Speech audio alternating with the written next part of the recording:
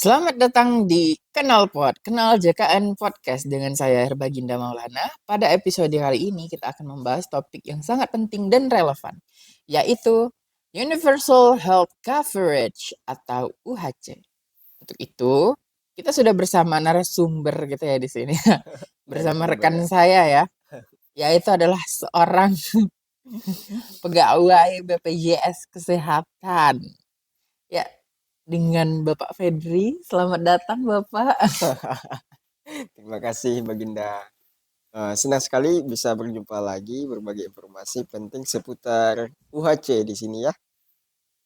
Iya, sebagai pengantar, tolong Bapak Fedri dijelaskan secara singkat apa itu Universal Health Wah, Coverage. Universal Health Coverage.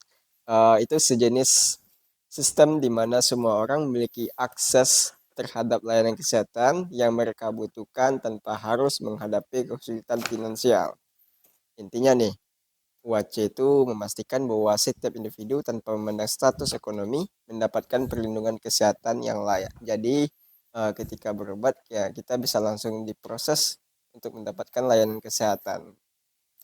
Oke, selanjutnya apa yang membuat UHC ini begitu penting, terutama dalam konteks Indonesia?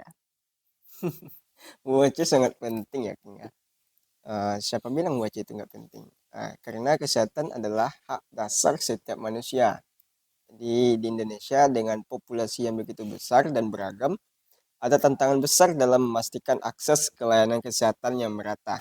Dengan kehadiran UHC, kita bisa berupaya mengurangi kesenjangan dan memastikan bahwa orang-orang di daerah, apalagi daerah yang 3T nih, terpencil, ter, Apa ya? terbelakang, Aduh, ada lagi ini terdampar apa sih? terdampak. Pokoknya Terkecil, terluar, terkecil, terkecil, terluar. terpencil. Oh ya, terpencil, terluar, sama terbelakang. Saya juga lupa nih. Kayaknya kita harus Intinya, lebih banyak membaca lagi, teman-teman. intinya gitulah ya. Masyarakat yang kurang mampu, misalnya, hingga kelompok yang rentan akan segala macam penyakit bisa mendapatkan layanan kesehatan berkualitas dengan kehadiran UHC. Oke, terus bagaimana dampaknya terhadap masyarakat jika UHC ini bisa diterapkan secara optimal? Karena seperti yang kita tahu kan, hampir semua wilayah di Indonesia sudah UHC. Dari kata hampir itu berarti kan masih ada daerah yang belum UHC sampai saat ini. Betul. Nah, kalau untuk dampaknya itu UHC membantu menurunkan angka kematian akibat penyakit yang seharusnya bisa dicegah lebih awal, meningkatkan kualitas hidup dan secara tidak langsung juga mendukung perekonomian karena masyarakat yang sehat adalah masyarakat yang produktif. Nah, ada tambahan lagi nih, King. Di Riau sendiri kurang lebih seluruh kabupatennya sudah UHC sebagian besar. Wow. Jadi bagi masyarakat Riau atau masyarakat Dumai jangan cemas lagi untuk mau berobat. Oh, saya nggak ada BPJS atau saya nggak ada asuransi kesehatan untuk mendapatkan perawatan penyakit yang saya alami gitu. Saya kan datang aja ke rumah sakit gitu kan. Semua masyarakat bisa mendapatkan hak kesehatannya dengan lebih baik. Tapi konteksnya dalam keadaan darurat ya, Fed ya. Betul, King. Kalau seandainya mau langsung BPJS-nya aktif. Nah, kita tahu Indonesia telah memiliki program Jaminan Kesehatan Nasional atau JKN melalui BPJS Kesehatan. Apakah ini bagian dari upaya menuju UHC ya, Fed? Betul sekali, King. JKN adalah salah satu langkah besar Indonesia menuju UHC. Saat ini BPJS Kesehatan sudah mencakup lebih dari 80% penduduk Indonesia, namun masih ada tantangan dalam hal peningkatan cakupan. Jadi sebagian besar, udah 80% nih King ya, eh, masyarakat Indonesia itu sudah memiliki asuransi kesehatan atau menjadi peserta BPJS Kesehatan. Oke, terus apa tantangan terbesar yang dihadapi dalam mengimplementasikan UHC ini di Indonesia, Fed? Tantangannya beragam, mulai dari keterbatasan infrastruktur kesehatan di daerah terpencil, tenaga kesehatan yang tidak merata, hingga masalah pembiayaan. Nah, ini sering dirasakan oleh masyarakat yang berada yang akses untuk rumah sakitnya itu jauh atau yang kita bilang tadi 3T atau jangkauan transportasinya sulit untuk diakses ke sana. Oh Jadi gitu. selain itu ada juga tantangan dalam meningkatkan kesadaran masyarakat untuk ikut serta dalam program JKN, terutama mereka yang berada di sektor informal.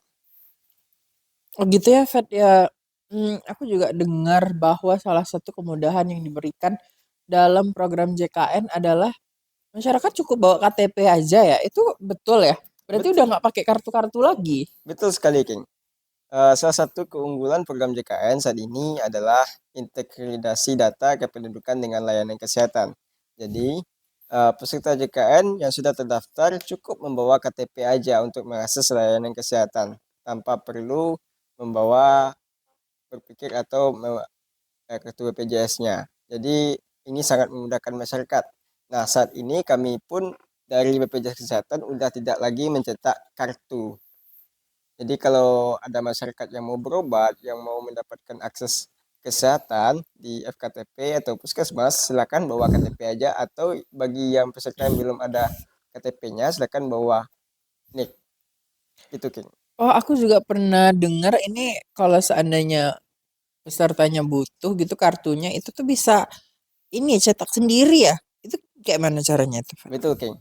Jadi bagi peserta yang masih ragu dengan kepercayaan bahwa KTP itu tidak bisa digunakan untuk berobat, silakan download kartu digitalnya dulu di aplikasi Mobile JKN. Nanti fitur kartunya itu ada di bagian pojok bawah. Yang paling bawah itu ada tulisan kartu, klik itu, nanti kartu digitalnya akan terkirim ke email.